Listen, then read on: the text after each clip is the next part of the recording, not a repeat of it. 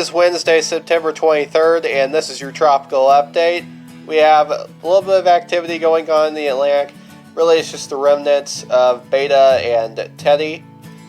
So Beta is now post-tropical. It's been that way for a little while now. And the storm, no more orange on the map, so that's good news as far as the rainfall. Only yellow is the highest category, meaning 4 to 6. So still a little bit of a flood threat throughout the south.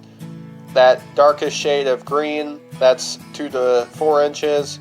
And then that lightest shade of green is 1 to 2. And then anywhere outside of that is less than 1. And then we also now have post-tropical cyclone Teddy, which no longer has hurricane force winds. So that's good news for Atlantic Canada. The wind field, however, is still very, very large.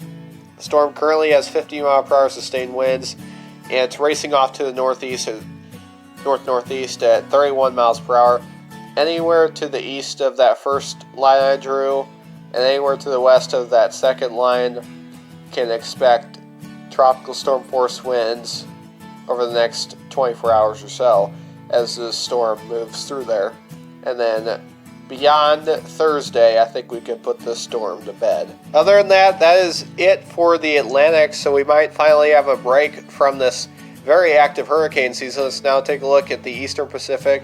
Tropical storm Lowell. The storm now has 50 mile per hour sustained winds, moving to the west-northwest at 12 miles per hour. There's the center. All the tropical storm force winds are to the east of the system. Still very lopsided. That's where it's going, generally westward over the next several days. And over the weekend, the storm will, number one, get downgraded to a depression, and number two, lose its tropical characteristics. So, despite what I had maybe said in previous updates, no threat to Hawaii. This thing's going to fizzle out well before it would even come close to the islands. Right there on Sunday, it crosses the line between the Eastern Pacific and the Central Pacific, and then it dissipates pretty quickly after that. By early next week, we can write the storm off. And then for the Central Pacific, like I said, Lowell will eventually cross that line at the very end of its life cycle.